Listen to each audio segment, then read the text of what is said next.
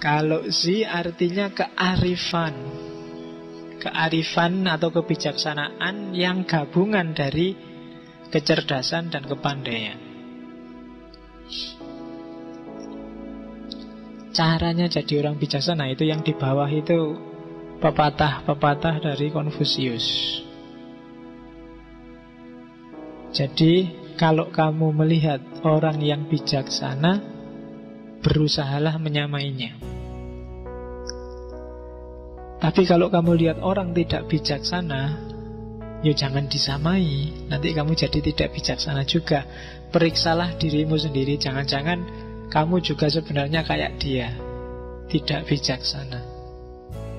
Jadi kalau ada orang bijaksana, kamu dekati dia dan kamu samai kebijaksanaannya. Kalau ditembang itu wong kang soleh kumpulono, biar kamu bisa niru. Jadi pelajaran paling gampang itu niru. Kalau kamu susah, gimana sih Pak jadi orang baik itu? Carilah orang baik dan tirulah. Simple.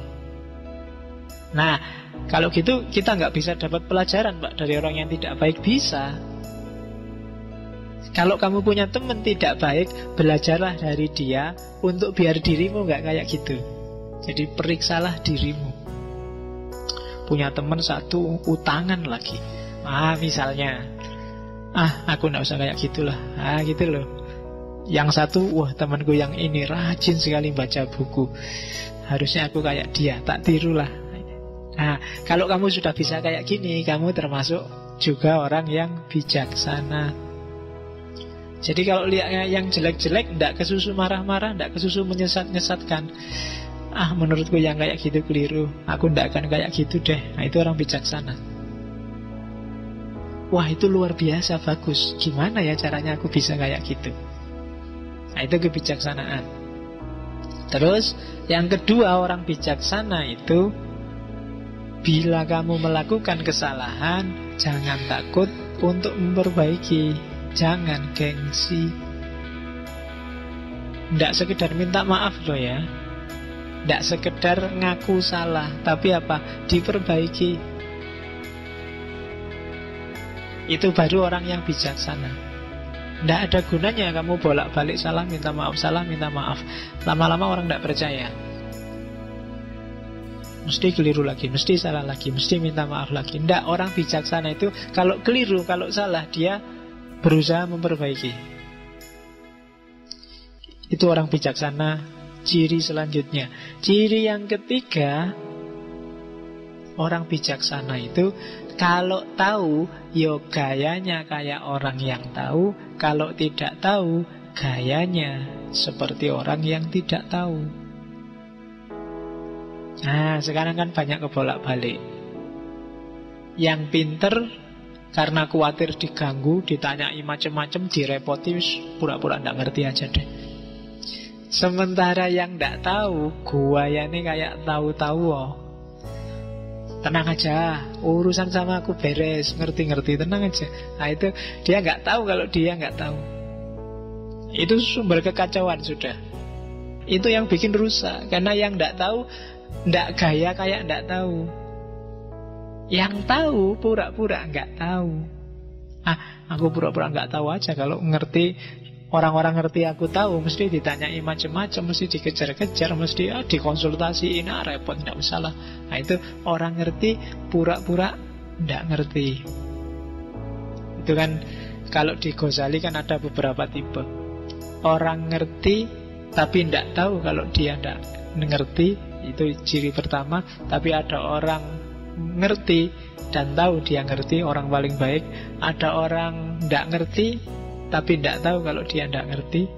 Ada orang tidak ngerti dan tahu kalau dia ngerti. Itu kalau di Ghazali ada 4. Kalau orang pinter tapi nggak sadar kalau dia pinter, itu kayak orang tidur tinggal dibangunkan. Ayolah, kamu bisa kok, kamu ngerti kok, kamu tidak pede aja. Sebenarnya kamu sudah ngerti. Nah, itu orang ngerti tapi dia nggak tahu kalau dia nggak ngerti. Yang paling bahaya itu yang terakhir, orang nggak ngerti tapi nggak tahu kalau dia nggak ngerti. Bodoh tapi merasa pinter. Wah, rusak itu dunia sudah. Ya kan? Nah, orang bijaksana adalah orang yang tahu bahwa dia tidak tahu. Katanya Socrates kan gitu. Jadi justru ciri orang bijaksana adalah yang tahu batas pengetahuannya. Aku ngerti sih, ngertiku cuma sampai segini. Dan luasnya ilmu itu masih banyak yang saya nggak tahu. Nah, itu orang bijaksana. Orang semakin pinter biasanya semakin bijaksana. Kenapa sih ada istilah filsafat padi, semakin pinter orang semakin menunduk? Menunduknya orang pinter itu bukan karena semata-mata acting rendah hati dan rendah diri, enggak.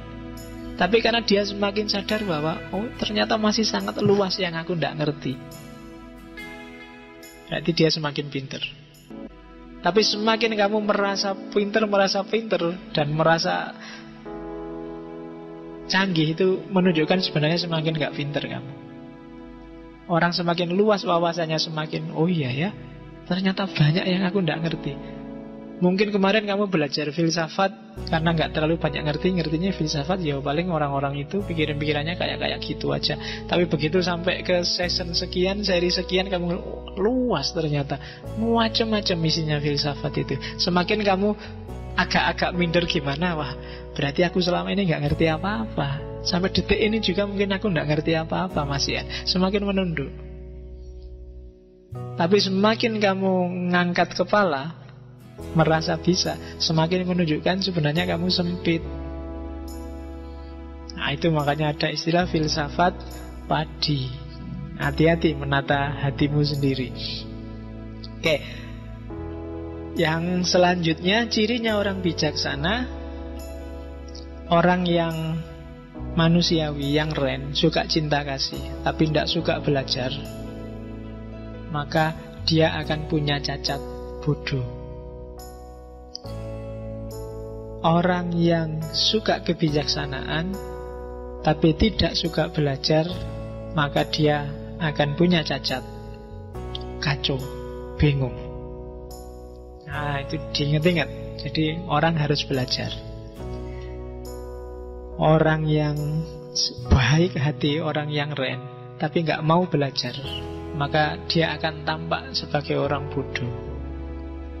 Orang yang bijaksana, cendekiawan, orang yang diposisikan sebagai elit pinter, agamawan, mahasiswa, kok tidak mau belajar, maka dia akan tampil sebagai orang bingung, tidak jelas. Maka kuncinya orang bijaksana yang terakhir, dia harus mau belajar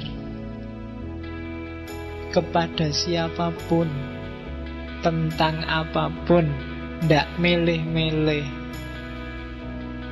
Ngaji apapun, kalau ada waktu ya ikut, kecuali ada halangan.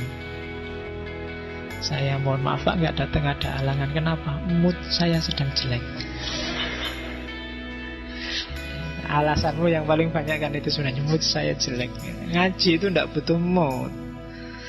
Jadi nggak usah peduli mood loh. Pokoknya jalan aja, kalau memang ada waktu luang, nggak ada halangan, jalan aja. Itu kebijaksanaan.